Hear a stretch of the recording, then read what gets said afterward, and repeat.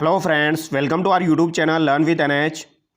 आज के शानदार वीडियो के अंदर हम दोस्तों राजस्थान जीके से संबंधित क्लास 11 से जो भी आपके वन लाइनर फॉर्मेट में सवाल बन सकते हैं, आज हम उन सवालों की बात करेंगे। काफ़ी शानदार वीडियो होने वाला है। जो भी विद्यार्थी आने वाले एग्ज़ाम्स की तैयारी कर रहे हैं, आरएस एग्ज़ाम, पटवार एग्ज़ाम, वीडियो एग्ज़ाम, पशु परिचर एग्ज़ाम, इन एग्ज़ाम्स की जो भी विद्यार्थी तैयारी कर रहे हैं, second grade first grade exam, वो इन वीडियोज़ को ज़रूर देखिए। ये वीडियोज़ आप लोगों के लिए बहुत ही ज़्यादा यूज़फुल रहेंगे। क्लास 6, 7, 8, 9, 10 में आप लोगों के लिए अपलोड कर चुका हूँ। आज हम क्लास 11th कंप्लीट करने वाले हैं। तो चलिए दोस्तों, बिना देरी के शुरू करते हैं।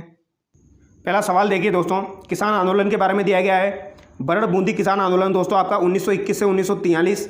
निमराना अलवर किसान आंदोलन आपका 1923 से 1925 तक चला। शेखावटी किसान आंदोलन 1924 से 1947 तक चला दोस्तों।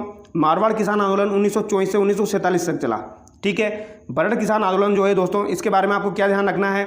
बरड़ या बूंदी किसान आंदोलन जो है नानक जी भील जो है दोस्तों और देवीलाल गुज्जर, ठीक है, इनका संबंध किससे है? तो इनका संबंध जो है ये आपका बरड़ किसान आंदोलन बूंदी किसान आंदोलन से है। ये आपको ध्यान रखना है। ठीक है। ये झंडा गीत गाते हुए शहीद हो गए थे, ये आपको ध्यान रखना है। ठीक है। और अगर आपसे पूछा जाए दोस्तों, रूपा जी और कृपा जी जो है इनका संबंध किससे है?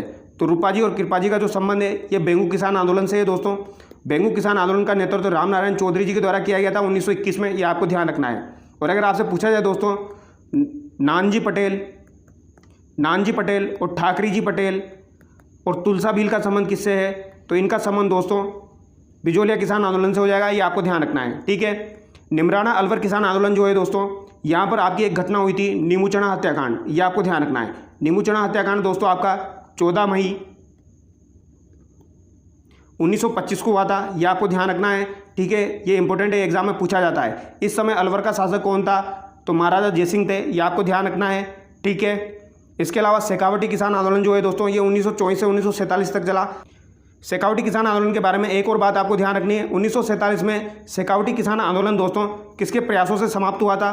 तो किसके प्रयासों से समाप्त हुआ था, ये एग्जाम में पूछा जाता है। तो हीरालाल शास्त्री के प्रयासों से आपका शेखावटी किसान आंदोलन समाप्त हुआ था, ये आपको ध्यान रखना है। ठीक है। तो ये कुछ इंपॉर्टेंट बातें थी। आगे देखिए दोस्तों, स्वामी दयानंद सरस्वती राजस्थान में सर्वप्रथम 1865 में किस रियासत में आए? तो दोस्तों स्वामी दयानंद सरस्वती सबसे पहले करौली में आए थे, ये आपको ध्यान रखना है। ठीक है। स्वामी दयानंद सरस्वती राजस्थान में दूसरी बार आगमन 1881 में कहाँ हुआ? तो स्वामी दयानंद सरस्वती का दूसरी बार आगमन 1881 में भरतपुर में हुआ था, ये आपको ध्यान रखना है। पहली बार 1865 करौली में, दूसरी बार 1881 में भरतपुर में। ठीक है। जब दयानंद सरस्वती का उदयपुर आगमन हुआ उस समय उदयपुर के शासक सज्जन सिंह थे। ठीक है। उदयपुर में किस वर्ष दयानंद सरस्वती ने परोपकारिणी सभा की स्थापना की? तो दोस्तों ये आपकी फरवरी 1883 में की गई थी, ये आपको ध्यान रखना है। ठीक है। ये इंपॉर्टेंट है, ये पूछी जाती है। आगे देखिए, 1882 में दयानंद सरस्वती ने सत्यार्थ प्रकाश के द्वितीय संस्करण की रचना कहाँ की? तो ये उदयपुर में की थी। तो दोस्तों ये एग्जाम में पूछा गया था एक बार, दयानंद सरस्वती के द्वारा उदयपुर में सत्यार्थ प्रकाश के कौन से संस्करण की रचना की गई थी? तो कौन से की गई दोस्तों? दूसरे की गई थी, ये आपको ध्यान रखना है, ये भी इंपॉर्टेंट है। ठीक है। आगे देखिए दोस्तों,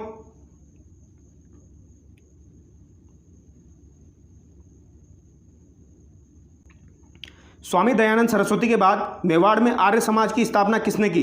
तो दोस्तों मेवाड़ में आर्य समाज की स्थापना विष्णुलाल पांडे के द्वारा की गई थी। वेरी वेरी इंपॉर्टेंट है दोस्तों, काफ़ी बार एग्जाम में पूछा जाता है, ध्यान रखना है। ठीक है। दयानंद सरस्वती के द्वारा दोस्तों 1875 में बम्बई में आर्य समाज की स्थापना की गई थी, ये भी आपको ध्यान रखना है। बम्बई में आर्य समाज की स्थापना 1875 में दयानंद सरस्वती जी के द्वारा की गई थी। ठीक है। आगे देखिए दोस्तों, दयानंद सरस्वती जी के बारे में जसवंत सिंह द्वितीय कि पासवान नन्नी जान ने 1883 में जोधपुर में इनको विष दे दिया था। ठीक है। जसवंत सिंह द्वितीय जो था ये जोधपुर का राजा था दोस्तों। तो इनकी पासवान थी नन्नी जान ने 1883 में इन्हें विष दे दिया था। 1883 में अजमेर में स्वामी जी का निधन हो गया, यानी कि इनका निर्वाण कहाँ पर हुआ दोस्तों? इनका निर्वाण जो है वो अजमेर में हुआ था, ये आपको ध्यान रखना है। ठीक है। स्वामी जी ने स्वधर्म, स्वराज्य, स्वदेशी, स्वभाषा पर जोर दिया, ये आपको ध्यान रखना है। ठीक है। वेदों की ओर लौटो नारा किसने दिया था दोस्तों? वेदों की ओर लौटो नारा जो है ये आपका स्वामी दयानंद सरस्वती ने दिया था, ये आपको ध्यान रखना है। ठीक है। आगे देखिए दोस्तों, 1923 में ऋषिदत्त मेहता ने राजस्थान नामक साप्ताहिक अखबार कहाँ से निकालना प्रारंभ किया? तो दोस्तों इंपॉर्टेंट है, वेरी वेरी इंपॉर्टेंट है। राजस्थान नामक साप्ताहिक समाचार पत्र जो था ये 1923 में, ये 1923 भी आपको ध्यान रखना है। ठीक है। ऋषिदत्त मेहता के द्वारा ब्यावर से निकाला गया था, ये आपको ध्यान रखना है। ठीक है। आगे देखिए दोस्तों, 1927 में त्यागभूमि समाचार पत्र का संपादन किसके द्वारा किया गया? तो दोस्तों त्यागभूमि नामक समाचार पत्र का संपादन हरिभाऊ उपाध्याय और श्यामानंद के द्वारा किया गया था, ये आपको ध्यान रखना है। ठीक है, श्यामानंद और हरिभाऊ उपाध्याय के द्वारा किया गया था। कब? 1927 में। तो ये 1927 भी एग्जाम में पूछी जाती है, ये भी आपको ध्यान रखना है। ठीक है, आगे बात समझ में। आगे देखते हैं दोस्तों, कुछ क्रांतिकारी है और उनकी पत्नियां हम देख लेते हैं। रामनारायण चौधरी जो है, इनकी पत्नी का नाम है अंजना देवी चौधरी। हीरालाल शास्त्री जो है, इनकी पत्नी का नाम है रत्ना शास्त्री। ठीक है, माणिक्यलाल वर्मा जो है, इनकी पत्नी का नाम हो जाएगा नारायणी देवी वर्मा। ठीक है, और सरदार हरलाल सिंह दोस्तों, सरदार हरलाल सिंह की पत्नी का नाम हो जाएगा किशोरी देवी। ये भी इंपॉर्टेंट है, ये भी आपको ध्यान रखना है। ठीक है, आगे देखिए दोस्तों, 1915 को सशस्त्र क्रांति की शुरुआत करने का श्रेय जाता है। तो दोस्तों 1915 में सशस्त्र क्रांति की शुरुआत करने का श्रेय गोपाल सिंह खरवा को जाता है। ये आपको ध्यान रखना है, ये इंपॉर्टेंट है, ये पूछा जा सकता है। ठीक है, आगे देखिए दोस्तों, किसने लिखा कि जिस प्रकार पंजाब को लाला लाजपत राय, महाराष्ट्र को बाल गंगाधर तिलक पर गर्व है, उसी प्रकार राजस्थान को राव गोपाल सिंह पर गर्व है। ये केसरी सिंह बारट ने कहा था दोस्तों, इंपॉर्टेंट है, ध्यान रखना है। ठीक है, आगे देखिए दोस्तों, 1935 में भोगीलाल पांड्या ने हरिजन सेवा समिति की स्थापना कहाँ की थी? तो ये एग्जाम में पूछा जाता है दोस्तों। हरिजन सेवा समिति की स्थापना भोगीलाल पांड्या के द्वारा डूंगरपुर में की गई थी। और कब की गई थी? 1935 में की गई थी भोगीलाल पांड्या के द्वारा, ये आपको ध्यान रखना है। ठीक है, इंपॉर्टेंट है। डूंगरपुर में वागड़ सेवा मंदिर की स्थापना किसने की? वेरी वेरी इंपॉर्टेंट दोस्तों, वागड़ सेवा मंदिर की स्थापना जो है ये आपकी माणिक्यलाल वर्मा के द्वारा की गई थी डूंगरपुर में। ठीक है, ये इंपॉर्टेंट इस वजह से दोस्तों क्योंकि वागड़ सेवा मंदिर देखते ही सब भोगीलाल पांड्या आंसर कर देते हैं। ठीक है, तो वागड़ सेवा मंदिर जो है इसकी स्थापना माणिक्यलाल वर्मा के द्वारा की गई है, ये आपको ध्यान रखना है। ठीक है, मेवाड़ में वह क्रांतिकारी महिला जो अपने 6 माह के पुत्र को लेकर जेल गई, तो ये आपकी नारायणी देवी वर्मा हो जाएगी। ठीक है, इनका 6 माह का पुत्र था, उसको लेकर ये जेल गई थी नारायणी देवी वर्मा। ठीक है, आगे देखिए दोस्तों, मेवाड़ प्रजामंडल के प्रथम सत्याग्रही थे। तो दोस्तों मेवाड़ प्रजामंडल जो है उसके प्रथम सत्याग्रही कौन थे? इंपॉर्टेंट है दोस्तों, रमेश चंद्र व्यास, ध्यान रखना है। ठीक है, कौन हो जाएंगे? रमेश चंद्र व्यास। ठीक है, आगे देखिए, ब्रिटिश सम्राट जेम्स प्रथम के राजपूत सर टॉमस रो ने जागीर से मैगजीन किले में कब मुलाकात की थी? तो दोस्तों जागीर की मुलाकात सर टॉमस रो से 10 जनवरी 1616 को हुई थी, ये आपको ध्यान रखना है। ठीक है, कौन से किले में हुई थी? मैगजीन किले में हुई थी। आगे देखिए दोस्तों, चित्तौड़गढ़ दुर्ग में किस वर्ष साका हुआ था? तो दोस्तों चित्तौड़गढ़ दुर्ग में एक तो आपका 1303 में हुआ, एक आपका 1534 में हुआ दोस्तों, एक आपका 1567 में हुआ। 1303 में अलाउद्दीन खिलजी ने आक्रमण किया था दोस्तों, 1534 में बहादुर शाह ने आक्रमण किया था और 1567 जो है दोस्तों इसमें अकबर ने आक्रमण किया था, ये आपको ध्यान रखना है। आगे देखिए, जूनागढ़ किले में कुल कितने बुर्ज है? इंपॉर्टेंट है दोस्तों, जूनागढ़ किला आपका कहाँ पर है? यह आपका बीकानेर में है दोस्तों। कहाँ पर है? बीकानेर में है। ठीक है, इसमें कितने बुर्ज है दोस्तों? 37, ये आपको ध्यान रखना है, 37। आगे देखिए, किस दुर्ग का उपनाम घाघरा नुमा परकोटा होने के कारण, ध्यान रखना दोस्तों, घाघरा नुमा परकोटा होने के कारण कमरकोट या पाडा पड़ा है? तो ये आपका हो जाएगा सोनारगढ़, ये ध्यान रखना है। ठीक है, आगे देखिए दोस्तों, चित्तौड़गढ़ में स्थित बाडोली शिव मंदिर को प्रकाश में लाने का श्रेय किसे जाता है? तो दोस्तों बाडोली में जो शिव मंदिर है उनको प्रकाश में लाने का श्रेय किसे जाता है? जेम्स टोड को जाता है, ये आपको ध्यान रखना है। बाडोली शिव मंदिर कहाँ पर है? ये एग्जाम में पूछा जाता है, तो चित्तौड़गढ़ में, ध्यान रखना है। ठीक है, 15वीं शताब्दी में बने रणकपुर जैन मंदिर के शिल्पकार थे। तो दोस्तों रणकपुर जैन मंदिर जो है इसके शिल्पकार दीपाक है, ये आपको ध्यान रखना है। ठीक है, राजस्थान में तिथि युक्त मंदिरों में सबसे प्राचीन 689 ईस्वी मंदिर है, तो सबसे प्राचीन आपका शीतलेश्वर मंदिर है दोस्तों, ये आपको ध्यान रखना है। कहाँ पर है ये आपका झालावाड़ में है, ये आपको ध्यान रखना है। ठीक है, शीतलेश्वर मंदिर सबसे पुराना तिथि युक्त मंदिर है, कहाँ पर है? झालावाड़ में है, इंपॉर्टेंट है, पूछा जाता है। ओसिया के जैन मंदिर किस जिले में है? तो ओसिया के जैन मंदिर आपके जोधपुर में हो जाएंगे। ठीक है, एक और इंपॉर्टेंट क्वेश्चन दोस्तों, वेरी वेरी इंपॉर्टेंट क्वेश्चन। ठीक है, ये क्वेश्चन अभी आरपीएससी के द्वारा दोस्तों 2024 के एग्जाम में पूछा गया था। ठीक है, हाथी व लालू किस हवेली के शिल्पकार थे? इंपॉर्टेंट है दोस्तों, हाथी और लालू जो है ये आपकी नतमल की हवेली जो है इसके शिल्पकार है, ये आपको ध्यान रखना है। नतमल की हवेली आपकी है कहाँ पर?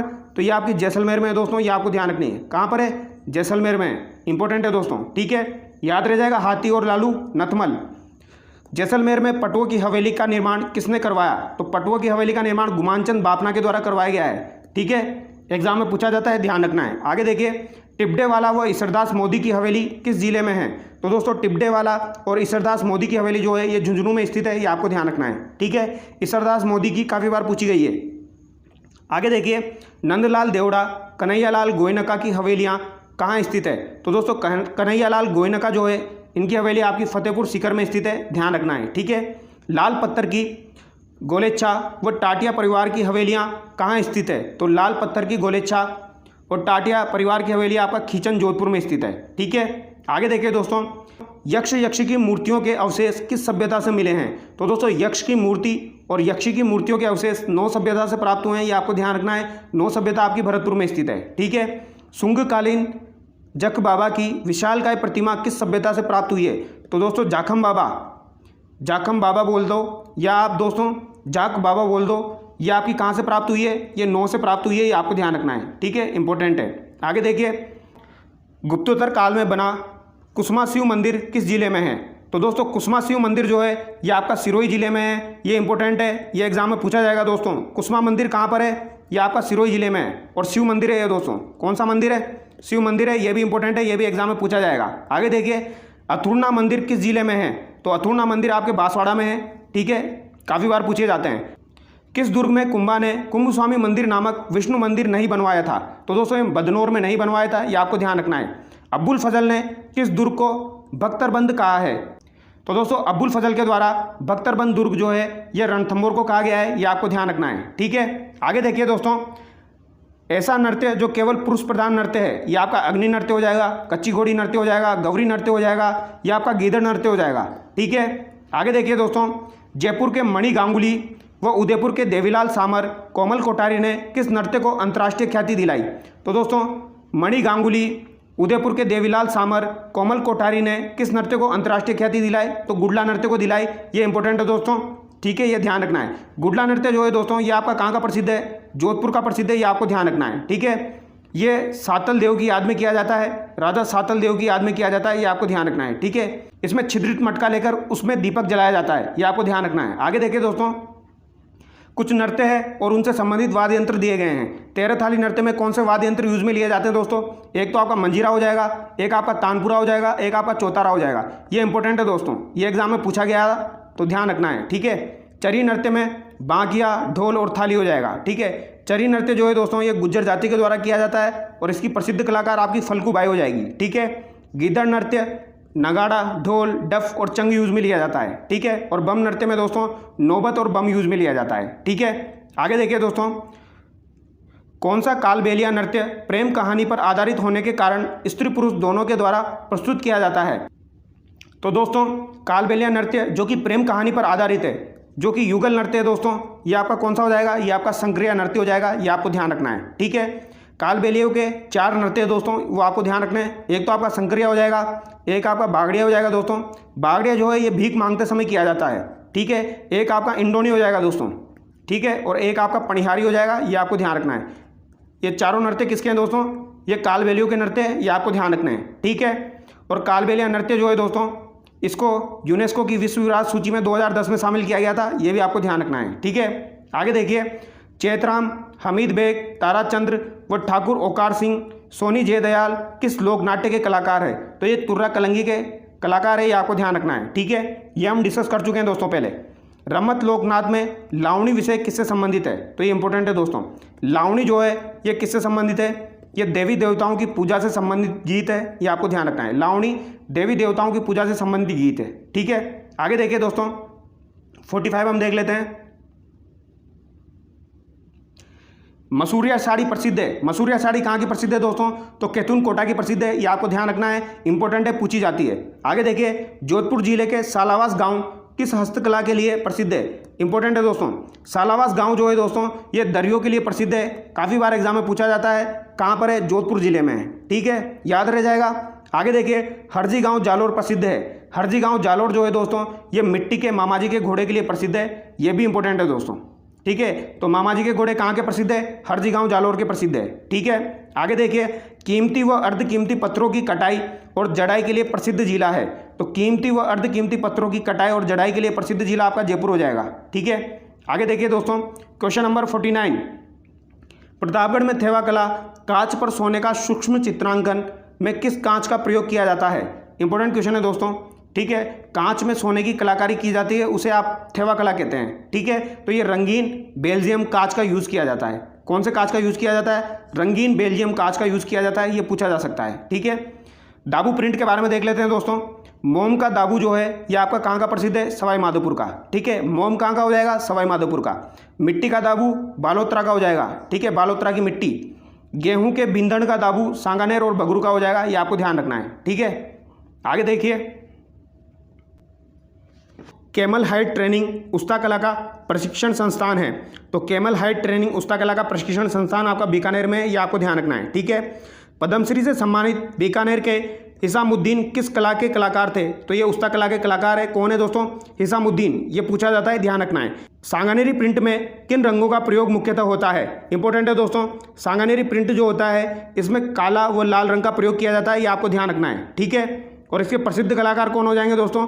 जिन्होंने इसे अंतर्राष्ट्रीय स्तर पर लोकप्रिय किया वो आपके मुन्नालाल गोयल हो जाएंगे, ये आपको ध्यान रखना है। ठीक है, सांगानेरी प्रिंट में काला और लाल रंग यूज में लिया जाता है, और दोस्तों अंतर्राष्ट्रीय स्तर पर इसे लोकप्रिय किसने किया? मुन्नालाल गोयल, ये आपको ध्यान रखना है। ठीक है, बाड़मेर के अजरक प्रिंट में किस रंग का प्रयोग होता है? तो दोस्तों ये मैंने आपको बताया है RBC, सी हटा दीजिए इसमें, यहाँ पर आपका रेड हो जाएगा और ब्लू हो जाएगा।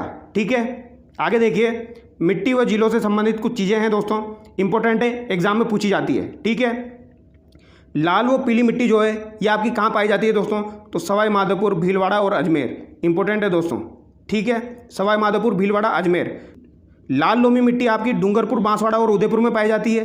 ठीक है, ये तो आप लोगों को पता होगा। लाल और काली मिट्टी जो है ये आपकी चित्तौड़गढ़, उदयपुर साइड में पाई जाती है। ठीक है, और काली मृदा कोटा में पाई जाती है। ठीक है, तो यहाँ पर जो इंपॉर्टेंट है दोस्तों वो लाल और पीली, और लाल व काली आपको ध्यान रखनी है। ठीक है, लाल व पीली सवाई माधोपुर, भीलवाड़ा और अजमेर में, और लाल व काली जो है दोस्तों ये आपकी चित्तौड़गढ़ और उदयपुर में हो जाएगी। ठीक है, आगे देखिए, प्रशासनिक दृष्टि में राज्य के वनों को कितने श्रेणियों में विभक्त किया गया है? तो दोस्तों प्रशासनिक दृष्टि से राज्य के वनों को 3 श्रेणियों में विभक्त किया गया है।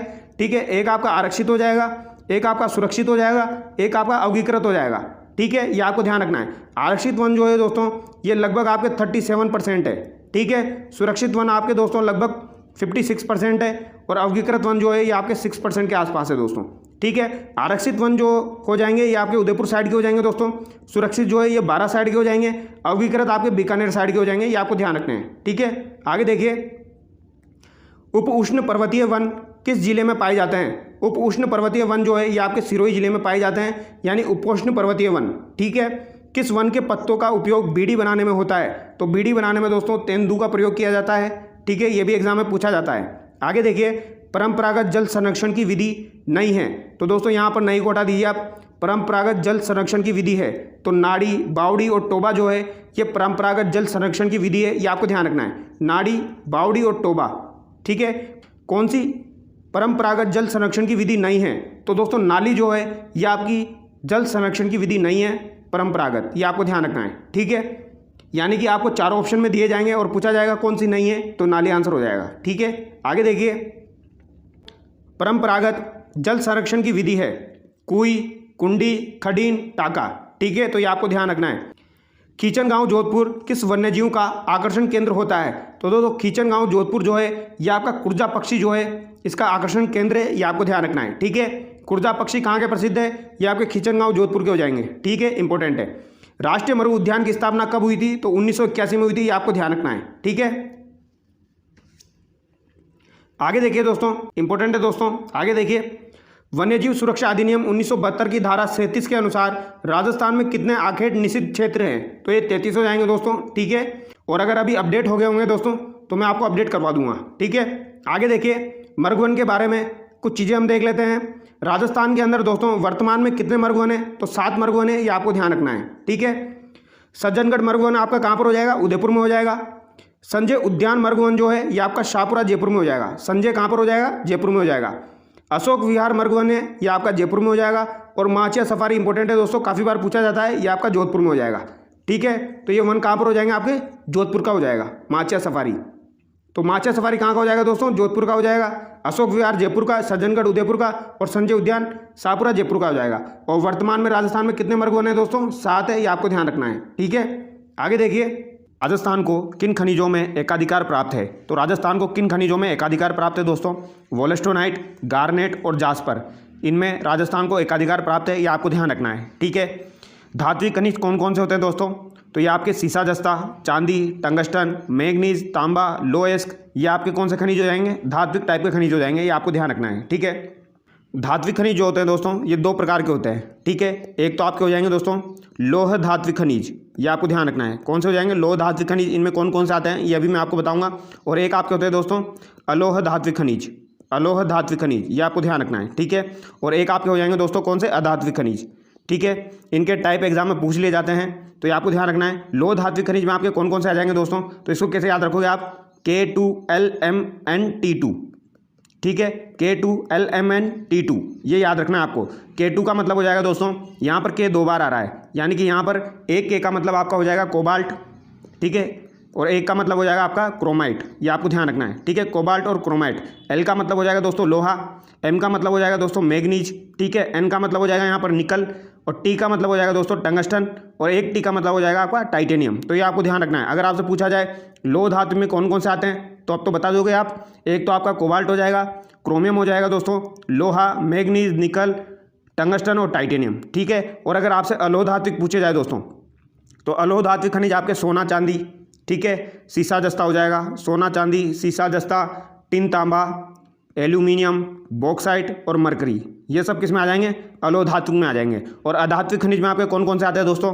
तो अब्रक जो है ये आपका अधात्विक है, जिप्सम जो है ये आपका अधात्विक खनिज में आता है, ये आपको ध्यान रखना है। इसके अलावा दोस्तों जो पेट्रोलियम जो पदार्थ है ये भी आपके किस में आते हैं?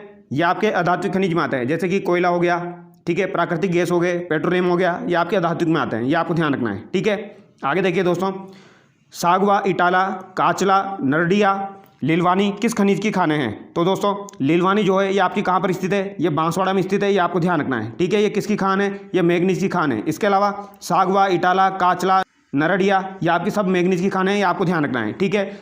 लीलवानी के अलावा दोस्तों दो खाने और आपको ध्यान रखनी है जो कि आपकी मैग्नीज से संबंधित है। कौन कौन सी हो जाएगी दोस्तों? ये भी आपको ध्यान रखनी है। एक तो आपकी दोस्तों हो जाएगी काला खूटा, कौन सी हो जाएगी? काला खूटा हो जाएगी दोस्तों। और एक आपकी कौन सी हो जाएगी दोस्तों?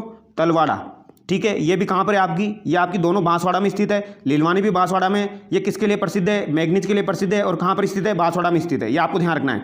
लीलवानी, कालाकूटा और तलवाड़ा याद रह जाएगा, ठीक है। और अगर आपसे पूछा जाए दोस्तों, एक आपकी आती है दोस्तों आनंदपुरा भुकिया, आनंदपुरा भुकिया और जगपुरा भुकिया, ये किसके लिए प्रसिद्ध है? तो आनंदपुरा भुकिया और जगपुरा भुकिया जो है दोस्तों आपकी ये सोने के लिए प्रसिद्ध है, ये आपको ध्यान रखना है, ठीक है। सोना के लिए प्रसिद्ध है। ये कहाँ पर स्थित है? ये भी आपकी बांसवाड़ा में स्थित है, ठीक है। सोना मिलते ही क्या आ जाता है? आनंद आ जाता है। आनंदपुरा भुकिया और जगपुरा भुकिया कहाँ पर हो जाएगी? आपकी बांसवाड़ा में सोने की हो जाएगी, ये आपको ध्यान रखना है। और अगर आपसे दोस्तों हीरे की पूछ ली जाए तो हीरे की एक खान आपको ध्यान रखनी है दोस्तों, केसरपुरा। कौन सी हो जाएगी? केसरपुरा। ये आपकी कहाँ पर है? ये आपकी प्रतापगढ़ में स्थित है। ये किसकी खान है? हीरे की खान है, ठीक है, ये ध्यान रखना है। आगे देखिए, सीसा जस्ता की खान है, तो सीसा जस्ता की खान आपकी जावर, आगुचा, गुलाबपुरा और राजपुरा दरीबा हो जाएगी। जावर आपकी कहाँ पर है दोस्तों? उदयपुर के अंदर है। आगुचा, गुलाबपुर जो है ये आपकी भीलवाड़ा में स्थित है दोस्तों, ये आपको ध्यान रखना है, ठीक है। और राजपुरा दरीबा जो है ये आपकी राजसमंद में स्थित है। ये किसके लिए प्रसिद्ध है दोस्तों? तो ये आपके सीसा और जस्ता के लिए प्रसिद्ध है, ये आपको ध्यान रखना है, ठीक है, इंपॉर्टेंट है। सीसा जस्ता जो होता है दोस्तों ये जुड़वा खनिज होता है, ये भी आपको ध्यान रखना है। आगे देखिए, कुछ खनिज दिए गए हैं और उनसे संबंधित खाने दी गई है दोस्तों। तांबा जो है ये किससे संबंधित है? तो भगत का बास खान से संबंधित है, ये आपको ध्यान रखना है। टंगस्टन आपका डेगाना नागौर हो जाएगा दोस्तों, ठीक है। और टंगस्टन के लिए आपको एक वाल्टा सिरोही भी ध्यान रखना है, ठीक है, वाल्टा सिरोही।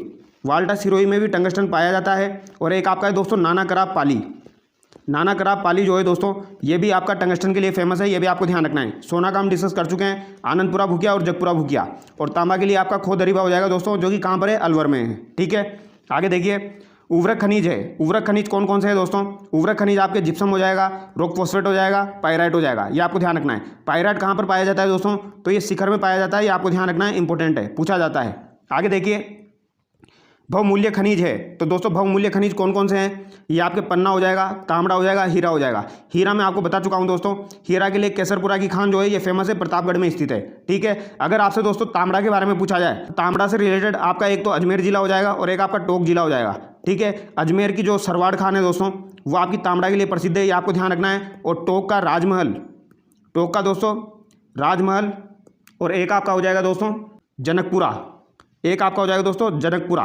राजमहल और जनकपुरा जो है ये टोंक में है, ये किसके लिए फेमस है? तांबड़ा के लिए फेमस है। और अजमेर का सरवाड़ जो है ये तांबड़ा के लिए फेमस है। ये एग्जाम में पूछा जाता है। तांबड़ा को दोस्तों लाल रक्तमणि कहा जाता है, ये भी आपको ध्यान रखना है। ठीक है, आगे देखिए पन्ना। पन्ना की जो एक खान है वो आपको ध्यान रखनी है दोस्तों, काला गुमान। ठीक है, काला गुमान खान का संबंध किससे? पन्ना से। वेरी वेरी इंपॉर्टेंट है, एग्जाम में पूछी जाती है। आगे देखिए दोस्तों, निम्न में से कौन सा रासायनिक है? तो यहाँ पर दोस्तों जिप्सम जो है ये रासायनिक है, ये आपको ध्यान रखना है। किन जिलों में एस्बेस्टोस का उत्पादन होता है? तो दोस्तों एस्बेस्टोस का उत्पादन जो होता है ये आपका उदयपुर और डूंगरपुर में होता है, ये आपको ध्यान रखना है। ठीक है, इंपॉर्टेंट है। इसके अलावा अगर आपसे रॉक फॉस्फेट के बारे में पूछा जाए दोस्तों, तो रॉक फॉस्फेट का उत्पादन भी कहाँ पर होता है दोस्तों?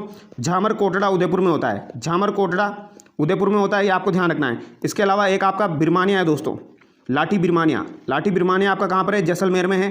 ठीक है, यहाँ पर भी क्या होता है? रॉक फॉस्फेट का उत्पादन होता है, ये आपको ध्यान रखना है। ठीक है, आगे देखिए दोस्तों, फेल्सपार खनिज का उत्पादन किस जिले में होता है? तो फेल्सपार खनिज का उत्पादन दोस्तों अजमेर जिले में होता है, ये आपको ध्यान रखना है। ठीक है, आगे देखिए प्राकृतिक संसाधन है। तो प्राकृतिक संसाधन कौन कौन से हैं? ये आपकी प्राकृतिक वनस्पति, मृदा और जल हो जाएगा। ठीक है, आगे देखिए जलोढ़ मृदा किसके द्वारा जमा की जाती है? तो दोस्तों जलोढ़ मृदा जो है ये आपकी नदियों द्वारा जमा की जाती है, ये आपको ध्यान रखना है। ठीक है, और जो नवीन मृदा होती है दोस्तों, जो नवीन मृदा होती है उसे किस नाम से जाना जाता है? उसे खादर के नाम से जाना जाता है, ये आपको ध्यान रखना है। ठीक है, और जो पुरानी मृदा होती है उसे बांगर के नाम से जाना जाता है। आगे देखिए अभ्रक नगरी किस जिले को कहते हैं? तो दोस्तों अभ्रक नगरी जो है ये आपका भीलवाड़ा जिले को कहते हैं, ये आपको ध्यान रखना है। ठीक है, अभ्रक नगरी किसे कहते हैं? भीलवाड़ा जिले को कहते हैं। अगर आपसे पूछा जाए दोस्तों Mewar textile mill, Mewar textile mill आपकी कहाँ पर स्थित है? तो ये आपकी भीलवाड़ा में स्थित है, ये आपको ध्यान रखना है। और अगर आपसे पूछा जाए दोस्तों उमेद मिल कहाँ पर स्थित है? तो उमेद मिल जो है ये आपकी पाली में स्थित है। इसकी स्थापना कब हुई थी? तो इसकी स्थापना 1939 में हुई थी, ये आपको ध्यान रखना है। ठीक है, ये भी इंपॉर्टेंट है, पूछा जाता है। आगे देखिए अधात्विक खनिज है। अधात्विक खनिज कौन कौन से है दोस्तों? तो तांबड़ा, कैल्साइट, पायराइट जो है ये आपके अधात्विक खनिज हो जाएंगे। ठीक है, आगे देखिए परंपरागत ऊर्जा स्रोत है।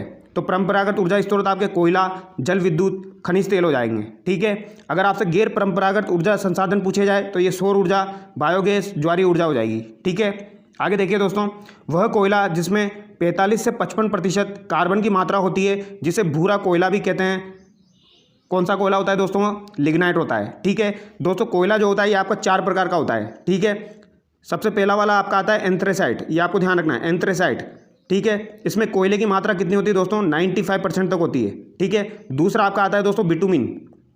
ठीक है, बिटुमिन आपको ध्यान रखना है, इसमें आपके कोयले की मात्रा कितनी होती है दोस्तों? तो 60 से 70% होती है, ये आपको ध्यान रखना है। इसके बाद आपका आता है तीसरे नंबर में लिग्नाइट। लिग्नाइट जो है दोस्तों इसमें 50 से 60% कोयला पाया जाता है, ये आपको ध्यान रखना है। ठीक है, और चौथा आपका आता है दोस्तों पीट, जो सबसे बेकार होता है, ये आपको ध्यान रखना है। तो पीट जो हो जाएगा इसमें कितने % कार्बन की मात्रा होती है? 45 से 50 ओनली, ये आपको ध्यान रखना है। ठीक है, 45 से 50%। आगे देखिए, और दोस्तों लिग्नाइट कोयले के लिए कौन कौन से क्षेत्र फेमस है, ये भी एग्जाम में पूछे जाते हैं, ये भी मैं आपको बताऊंगा। ठीक है, आगे देखिए पलाना बीकानेर किस ऊर्जा संसाधन के खनन के लिए जाना जाता है? तो दोस्तों पलाना बीकानेर जो है ये किस ऊर्जा संसाधन के खनन के लिए जाना जाता है? तो ये कोयला, लिग्नाइट खनन के लिए जाना जाता है, ये आपको ध्यान रखना है दोस्तों। ठीक है, बीकानेर के अंदर आपको बरगिंगसर भी ध्यान रखना है दोस्तों। बीकानेर के अंदर बरगिंगसर ये जो है ये इंपॉर्टेंट है, ये आपको ध्यान रखना है, बरगिंगसर। इसके अलावा बीट नोक जो है ये भी आपका बीकानेर में, ये किसके लिए फेमस है दोस्तों? लिग्नाइट कोयला के लिए फेमस है। प्लाना बीकानेर, बरगिंगसर बीकानेर, बीट नोक बीकानेर। ठीक है, अगर आपसे पूछे जाए दोस्तों लिग्नाइट के लिए बाड़मेर के कौन कौन से क्षेत्र फेमस है, तो ये भी मैं आपको बता देता हूँ, ये भी एग्जाम में पूछे जाते हैं। इसको कैसे याद रखोगे दोस्तों आप? कपूर जागिरा भादरेस, कपूर जागिरा भादरेस। ठीक है, कपूर से आपका कपूड़ी हो जाएगा दोस्तों, क्या हो जाएगा? कपूड़ी हो जाएगा। जा से आपका क्या हो जाएगा दोस्तों? जालिपा हो जाएगा, ये आपको ध्यान रखना है। ठीक है, और गिरा से क्या हो जाएगा दोस्तों? गिरल हो जाएगा। ठीक है, और भादरेस से क्या हो जाएगा दोस्तों? भादरेसी हो जाएगा, ये आपको ध्यान रखना है। तो कपूड़ी, जालिपा, गिरल और भादरेस जो है ये बाड़मेर में दोस्तों लिग्नाइट के प्रसिद्ध क्षेत्र है, ये आपको ध्यान रखना है, लिग्नाइट कोयले के प्रसिद्ध क्षेत्र है। ठीक है, आगे देखिए कोटा सुपर थर्मल विद्युत परियोजना का प्रारंभ कब किया गया? तो दोस्तों कोटा थर्मल विद्युत परियोजना का प्रारंभ 1978 में किया गया है, इंपॉर्टेंट है दोस्तों, ध्यान रखना है। ठीक है, आगे देखिए गुजरात, मध्य प्रदेश, राजस्थान की संयुक्त सतपुड़ा विद्युत गृह से राजस्थान को विद्युत प्राप्त होती है, तो ये 125 मेगावाट प्राप्त होती है। ठीक है, आगे देखिए दोस्तों बीकानेर के प्लाना क्षेत्र में कितने मेगावाट का ताप विद्युत गृह स्थापित है? तो दोस्तों बीकानेर के प्लाना क्षेत्र में आपका 60 मेगावाट का जो है ये ताप विद्युत गृह स्थापित है, ये आपको ध्यान रखना है। ठीक है, आगे देखिए 1996 में जैसलमेर का कमली ताल चर्चा में रहा? तो जैसलमेर का कमली ताल जो है 1996 में क्यों चर्चा में रहा दोस्तों? तो ये गैस उत्पादन के कारण चर्चा में रहा, ये आपको ध्यान रखना है। ठीक है, आगे देखिए, बायतू क्षेत्र बाड़मेर में तेल भंडारों की खोज किस कंपनी ने की थी? तो दोस्तों बायतू क्षेत्र बाड़मेर में तेल भंडारों की जो खोज है ये किस कंपनी ने की थी? तो दोस्तों ये आपके केयर्न कंपनी ने की थी, ये आपको ध्यान रखना है। किसने की थी? केयर्न कंपनी ने की थी, ये आपको ध्यान रखना है। ठीक है दोस्तों, राजस्थान के अंदर जो पेट्रोलियम बेसिन है वो कितने टोटल? तो 4 बेसिन है, ये आपको ध्यान रखना है। और उन 4 बेसिन के अंदर दोस्तों 14 जिले आते हैं। ठीक है, ये आपको ध्यान रखना है। कौन कौन से हैं 4? ये भी आपको ध्यान रखना है दोस्तों। एक तो आपका हो जाएगा दोस्तों बाड़मेर सांचौर बेसिन, ये आपको ध्यान रखना है। दूसरा आपका हो जाएगा विंध्यन बेसिन। ठीक है, एक आपका हो जाएगा दोस्तों बीकानेर नागौर बेसिन, और एक आपका हो जाएगा दोस्तों राजस्थान सेल्फ बेसिन। ठीक है, जो कि जैसलमेर में। तो दोस्तों ये 4 बेसिन है जो आपको ध्यान रखना है। इनमें कितने जिले आते हैं? 14 जिले आते हैं। ठीक है, आगे देखिए, अंताबारा विद्युत परियोजना है। तो दोस्तों अंताबारा विद्युत परियोजना जो है यह गैस पर आधारित विद्युत परियोजना है, ये आपको ध्यान रखनी है। ठीक है, आगे देखिए, भाखड़ा नागल जो परियोजना है ये किसकी संयुक्त परियोजना है? तो ये पंजाब, हरियाणा और राजस्थान की संयुक्त परियोजना है, ये आपको ध्यान रखना है। ठीक है, आगे देखिए, बांसवाड़ा के बोरखेड़ा में स्थित माही विद्युत परियोजना से विद्युत उत्पादन होती है। तो दोस्तों बांसवाड़ा के बोरखेड़ा में स्थित माही विद्युत परियोजना से कितनी विद्युत उत्पादित होती है दोस्तों? तो यहाँ से 140 मेगावाट विद्युत उत्पादित होती है, ये आपको ध्यान रखना है। ठीक है, 25 मेगावाट की दोस्तों यहाँ पर 2 उत्पादित होती है, 2 यूनिट। ठीक है, और दोस्तों 45 मेगावाट की भी यहाँ पर 2 यूनिट उत्पादित होती है। तो 25 की 2 हो जाएगी तो 50 हो जाएगी, 45 की 2 हो जाएगी तो 90 हो जाएगी। इनको टोटल करोगे आप तो 140 मेगावाट हो जाएगी, ये आपको ध्यान रखना है। ठीक है, आगे देखिए, राजस्थान पंजाब हरियाणा की संयुक्त परियोजना व्यास परियोजना से राजस्थान को कुल कितनी विद्युत प्राप्त होती है? तो दोस्तों व्यास परियोजना से 408 मेगावाट प्राप्त होती है, आपको ध्यान रखना है। आगे देखिए दोस्तों, नर्मदा नहर परियोजना से राजस्थान के लाभान्वित जिले हैं। तो दोस्तों नर्मदा नहर परियोजना जो है ये आपकी राजस्थान, MP, महाराष्ट्र और गुजरात की संयुक्त परियोजना है, ये आपको ध्यान रखना है। ठीक है, इसके अलावा नर्मदा नहर जो है इसकी लंबाई राजस्थान में 74 किलोमीटर है, जो भी एग्जाम में पूछी जाती है। इससे लाभान्वित जिले आपके एक तो आपका जालोर हो जाएगा दोस्तों, और दूसरा आपका बाड़मेर हो जाएगा। ठीक है, जालोर इससे सर्वाधिक लाभान्वित होता है, ये आपको ध्यान रखना है। ठीक है, अगर आपसे पूछा जाए दोस्तों फव्वारा सिंचाई पद्धति जो है ये कहाँ पर लागू की गई? तो ये नर्मदा नहर परियोजना पर ही लागू की गई है, ये आपको ध्यान रखना है। ठीक है, और भादौरिया और पनौरिया जो लिफ्ट नहरें हैं वो किसकी लिफ्ट नहरें हैं? तो वो नर्मदा नहर की लिफ्ट नहरें हैं, ये आपको ध्यान रखना है। आगे देखिए, राजस्थान का पहला व देश का दूसरा परमाणु संयंत्र कहाँ स्थापित है? तो दोस्तों राजस्थान का तो पहला था और देश का दूसरा ये राउतभाटा हो जाएगा। ठीक है, काफ़ी बार एग्जाम में पूछा जाता है। आगे देखिए, राजस्थान में संचालित राउतभाटा परमाणु ऊर्जा संयंत्र के बारे में कुछ इंपॉर्टेंट तथ्य देख लेते हैं दोस्तों। ठीक है, जो कि एग्जाम में पूछे जाते हैं। यह कनाडा के सहयोग से संचालित है। तो दोस्तों ये सवाल काफ़ी बार एग्जाम में पूछा जा चुका है। ये किसके सहयोग से संचालित है? तो कनाडा के सहयोग से संचालित है, ये आपको ध्यान रखना है। ठीक है, यह देश की पहली परियोजना है जो प्राकृतिक यूरेनियम, भारी जल व प्रशीतन द्वारा चालित है। ठीक है, इसकी पहली इकाई 11 अगस्त 1972 कब दोस्तों? 1972 को प्रारंभ की गई, जिसकी क्षमता 400 मेगावाट की है, ये आपको ध्यान रखना है। ठीक है, यानी पहली यूनिट इसकी कब प्रारंभ की गई? 1972 में प्रारंभ की गई, ये आपसे पूछी जा सकती है। आगे देखिए दोस्तों, वर्तमान में इसकी 6 इकाइयाँ कार्यरत है, यानी वर्तमान में 6 इकाइयाँ इसकी कार्यरत है, एवं 7वीं और 8वीं जो है वो निर्माणाधीन है, ये आपको ध्यान रखना है। ठीक है, आगे देखिए दोस्तों, राजस्थान ऊर्जा विकास एजेंसी की स्थापना कब हुई? तो दोस्तों राजस्थान ऊर्जा विकास एजेंसी की स्थापना कब हुई? ये इंपॉर्टेंट है दोस्तों, ये 1985 में हुई थी, ये आपको ध्यान रखना है। ठीक है, कब हुई थी? 1985 में। आगे देखिए, फोटोवोल्टिक तकनीक का उपयोग किस प्रकार की ऊर्जा प्राप्त करने के लिए किया जाता है? तो दोस्तों फोटोवोल्टिक तकनीक का उपयोग जो है ये सौर ऊर्जा प्राप्त करने के लिए किया जाता है, ये आपको ध्यान रखना है। ठीक है, राजस्थान की प्रथम पवन ऊर्जा नीति कब घोषित की गई? राजस्थान की प्रथम पवन ऊर्जा नीति जो है ये आपकी 2012 में घोषित की गई थी, ये आपको ध्यान रखना है। ठीक है, आगे देखिए दोस्तों, इंपॉर्टेंट है, जैसलमेर के अमर सागर में राजस्थान की पहली पवन ऊर्जा परियोजना अगस्त 1999 में राजस्थान स्टेट पावर कॉरपोरेशन ने कितनी मेगावाट की शुरू की? तो दोस्तों कितने की शुरू की थी? 2 मेगावाट की, ये आपको ध्यान रखना है। ठीक है, अब यहाँ पर क्या क्या इंपॉर्टेंट बातें हैं दोस्तों, एक तो आपको ये ध्यान रखना है अमर सागर जो है ये कहाँ की है? जैसलमेर की है। ठीक है, राजस्थान की पहली पवन ऊर्जा परियोजना है। ठीक है, और कब की है दोस्तों? 1999 की है, ये भी आपको ध्यान रखना है।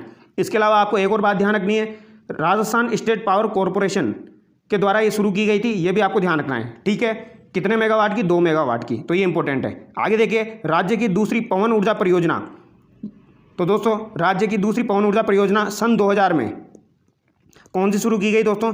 देवगढ़ प्रतापगढ़, ये आपको ध्यान रखना है। देवगढ़ प्रतापगढ़ शुरू की गई थी, और ये किसके द्वारा शुरू की गई? RSPCL द्वारा 2.25 मेगावाट की शुरू की गई थी, आपको ध्यान रखना है। यानी कि अमर सागर वाली 2 मेगावाट की हो जाएगी, और 2.25 की कौन सी हो जाएगी? आपकी देवगढ़ प्रतापगढ़ वाली हो जाएगी, आपको ध्यान रखना है। ठीक है, आगे देखिए, राज्य में गैर परंपरागत किस ऊर्जा स्रोत के विकास की सर्वाधिक संभावना है? तो दोस्तों राज्य में गैर परंपरागत सौर ऊर्जा स्रोत के विकास की सर्वाधिक संभावना है, ये आपको ध्यान रखना है। ठीक है, आगे देखिए, पवन ऊर्जा के विकास की उपयुक्त दशाएं राजस्थान के किस क्षेत्र में सर्वाधिक है? तो दोस्तों पवन ऊर्जा के विकास की सर्वाधिक संभावना जो है ये पश्चिमी राजस्थान में है, ये आपको ध्यान रखना है। कहाँ पर है? पश्चिमी राजस्थान में। आगे देखिए दोस्तों, राजस्थान का प्राकृतिक गैस पर आधारित विद्युत ग्रह कहाँ है? तो दोस्तों राजस्थान का प्राकृतिक गैस पर आधारित विद्युत ग्रह जो है ये अंता 12 में है, ये आपको ध्यान रखना है। ठीक है, आगे देखिए, राज्य के सकल घरेलू उत्पादन में सर्वाधिक योगदान किसका है? तो दोस्तों सकल घरेलू उत्पादन में सर्वाधिक योगदान सेवा का है, ये आपको ध्यान रखना है। आगे देखिए, राजस्थान की प्रति व्यक्ति आय प्रचलित मूल्यों पर 1960-61 में थी। तो दोस्तों 1960-61 की पूछी गई है। ठीक है, इतना कौन याद रखेगा, पर एक बार देख लीजिए दोस्तों कितनी है ये, 412 रुपये, ये आपको ध्यान रखना है। ठीक है, आगे देखिए, राजस्थान में पंचवर्षीय योजना कब शुरू की गई? तो राजस्थान में पंचवर्षीय योजना दोस्तों 1951 में शुरू की गई थी, ये आपको ध्यान रखना है। ठीक है, और टोटल कितनी पंचवर्षीय योजनाएं बनी हैं दोस्तों? 12 बनी हैं। आगे देखिए, राजस्थान में जनसंख्या वृद्धि 2001 में रही, तो ये 28.41% रही थी दोस्तों, ज़्यादा इंपॉर्टेंट नहीं है। आगे देखिए, 2011 की जनगणना के अनुसार कुछ इंपॉर्टेंट चीज़ें हैं दोस्तों। सर्वाधिक जनसंख्या वृद्धि दर कहाँ की रही है दोस्तों? बाड़मेर की रही है 32.5, ये आपको ध्यान रखनी है। ठीक है, न्यूनतम जनसंख्या वृद्धि दर कहाँ की रही है? श्री गंगानगर जिले की रही है 10% ओनली। ठीक है, और जनसंख्या घनत्व 200 व्यक्ति प्रति वर्ग किलोमीटर है राजस्थान का, ये आपको ध्यान रखना है। और जयपुर का जनसंख्या घनत्व जो है वो 595 व्यक्ति वर्ग किलोमीटर है। ठीक है, आगे देखिए दोस्तों, जनगणना 2011 के अनुसार जैसलमेर जिले का जनघनत्व है, तो जैसलमेर जिले का जनघनत्व 17 है, ये आपको ध्यान रखना है। ठीक है, आगे देखिए, जनगणना 2011 के अनुसार लिंग अनुपात जो है राजस्थान का वो 928 है, ये आपको ध्यान रखना है। कितना है? 928। और अगर आपसे शहरी लिंगानुपात पूछा जाए दोस्तों तो 914 हो जाएगा, और अगर आपसे ग्रामीण लिंगानुपात पूछा जाए तो 933 हो जाएगा, ये आपको ध्यान रखना है। ठीक है, शहरी 914, ग्रामीण 933, और बाल लिंगानुपात पूछा जाए दोस्तों तो 888 हो जाएगा, ये भी आपको ध्यान रखना है। ठीक है, आगे देखिए, सर्वाधिक लिंगानुपात वाला जिला कौन सा है? तो डूंगरपुर है, ये आपको ध्यान रखना है। और सबसे कम लिंगानुपात वाला जिला जो है वह धौलपुर है। तो इंपॉर्टेंट है दोस्तों, सर्वाधिक लिंगानुपात वाला जिला आपका डूंगरपुर हो जाएगा, एग्जाम में पूछा जाता है। और सबसे कम लिंगानुपात वाला धौलपुर है, यह भी एग्जाम में पूछा जाता है। आगे देखिए, वित्त वर्ष 2008-9 में विकास दर घटने का प्रमुख कारण है। तो दोस्तों 2008-9 में विकास दर घटने का प्रमुख कारण जो था वो वैश्विक मंदी थी दोस्तों। ठीक है, राजस्थान में प्रचलित मूल्यों पर 2011 में प्रति व्यक्ति आय है। तो दोस्तों 2011 में की प्रति व्यक्ति आय 47,506 थी, ज़्यादा इंपॉर्टेंट नहीं है, याद नहीं रखनी है, ऐसे देख लीजिए बस। आगे देखिए, 11वीं पंचवर्षीय योजना की समयावधि है, तो ये इंपॉर्टेंट है दोस्तों। 11वीं पंचवर्षीय योजना जो थी इसकी समयावधि कितनी थी? तो 2007 से 2012, ये आपको ध्यान रखना है। ठीक है, आगे देखिए, वर्ष 2011 की जनगणना के अनुसार राजस्थान की जनसंख्या है, तो 2011 की जनगणना के अनुसार राजस्थान की जनसंख्या कितनी है दोस्तों? ये भी इंपॉर्टेंट है, ये आपकी 6.86 करोड़ है। कितनी है दोस्तों? 6.86 करोड़, ये पूछी जा सकती है, ये ध्यान रखना है। ठीक है, आगे देखिए दोस्तों, 12वीं पंचवर्षीय योजना की समयावधि थी, तो दोस्तों 12वीं पंचवर्षीय योजना की समयावधि 2012 से 2017 हो जाएगा, यह आपको ध्यान रखना है। ठीक है, ये इंपॉर्टेंट है। 12वीं पंचवर्षीय योजना में सर्वाधिक व्यय किस मद पर हुआ? तो दोस्तों 12वीं पंचवर्षीय योजना जो है इस पर सर्वाधिक व्यय जो है ये सेवा क्षेत्र पर हुआ है, ये आपको ध्यान रखना है। सर्वाधिक व्यय जो है वो किस पर हुआ है? सेवा क्षेत्र पर हुआ है।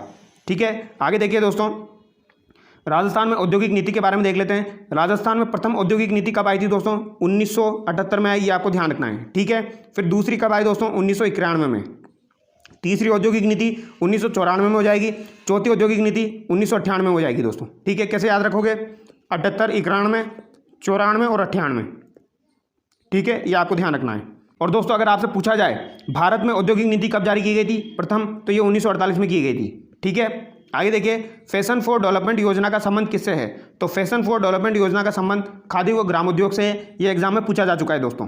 ठीक है, आगे देखिए, वर्ष 2008-9 में कितने जिलों में अकाल से जनसंख्या प्रभावित हुई? तो दोस्तों 2008-9 में 12 जिले अकाल से प्रभावित हुए थे। ठीक है, और अगर आपसे दोस्तों 2002-2003 के पूछे जाए तो वहाँ पर 32 जिले प्रभावित थे सर्वाधिक, ये आपको ध्यान रखना है। और अगर आपसे अभी 2023 और 24 के पूछे जाए दोस्तों तो अभी वर्तमान में 13 जिले प्रभावित है, ये आपको ध्यान रखना है। ठीक है, इंपॉर्टेंट है, ये पूछा जा सकता है। आगे देखिए दोस्तों, कौन सी फसल खरीफ की है? तो दोस्तों मूंगफली, गन्ना, तिल, ये आपकी खरीफ की फसल हो जाएगी।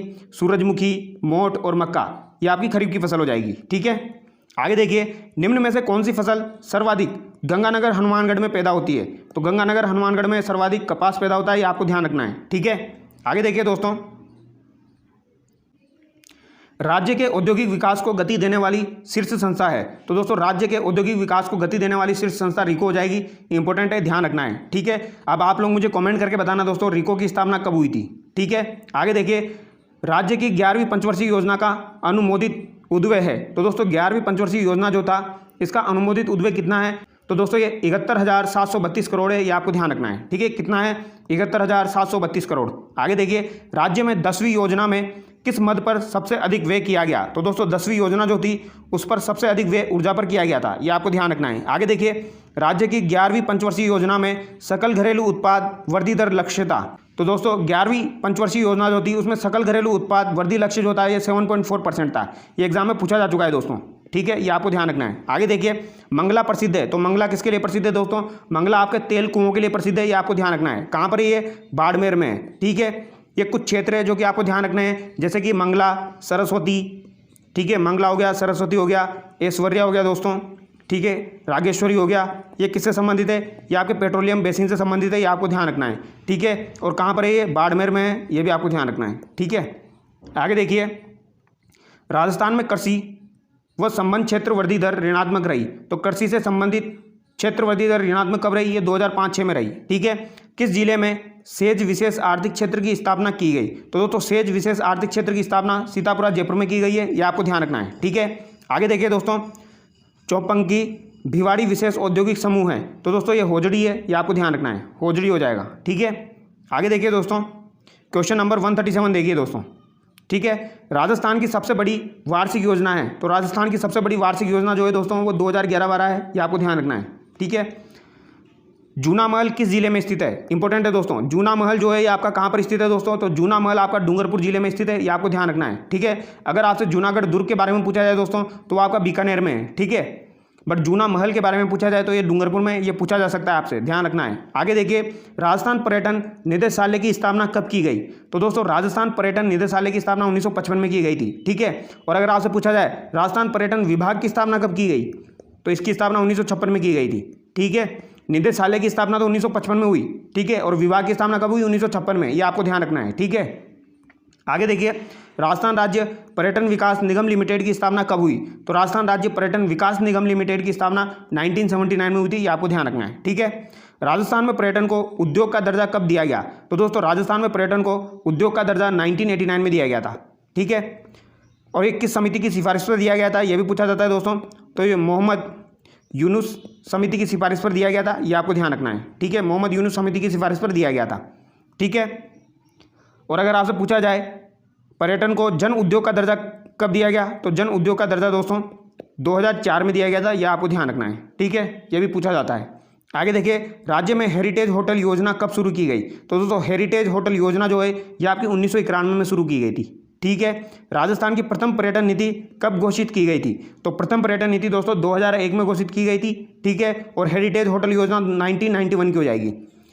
राजस्थान सरकार द्वारा होटल नीति की घोषणा कब की गई? और होटल नीति की घोषणा दोस्तों 2006 में की गई है, ये आपको ध्यान रखना है। ठीक है, होटल नीति की घोषणा 2006 में की गई, प्रथम पर्यटन नीति आपकी 2001 की हो जाएगी, और हेरिटेज होटल योजना आपकी 1991 की हो जाएगी, ये आपको ध्यान रखना है। ठीक है, और एक और बात आपको ध्यान रखनी है दोस्तों, अगर आपसे पूछा जाए राजस्थान खनिजों के भंडारण की दृष्टि से कौन से नंबर पर आता है? तो ये दूसरे नंबर पर आता है।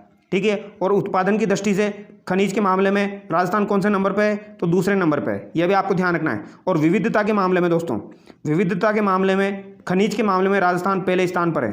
ठीक है, इसीलिए विविधता के कारण ही राजस्थान को खनिजों का अजायब घर कहा जाता है, ये आपको ध्यान रखना है। ठीक है, खनिजों का अजायब घर किसे कहा जाता है? राजस्थान को किसके लिए कहा जाता है? विविधता के लिए, ये आपको ध्यान रखना है। ठीक है, तो दोस्तों यहाँ पर ऑलमोस्ट जो भी इंपॉर्टेंट चीज़ें थी वो हमने डिस्कस करने की कोशिश करी है। ठीक है, आई होप आपको वीडियो अच्छा लगा होगा। अगर आपको वीडियो अच्छा लगा है तो चैनल को सब्सक्राइब करें। ठीक है, और यहाँ पर हमारे 11th क्लास के जो भी इंपॉर्टेंट चीज़ें थी वो कंप्लीट हो चुकी है दोस्तों।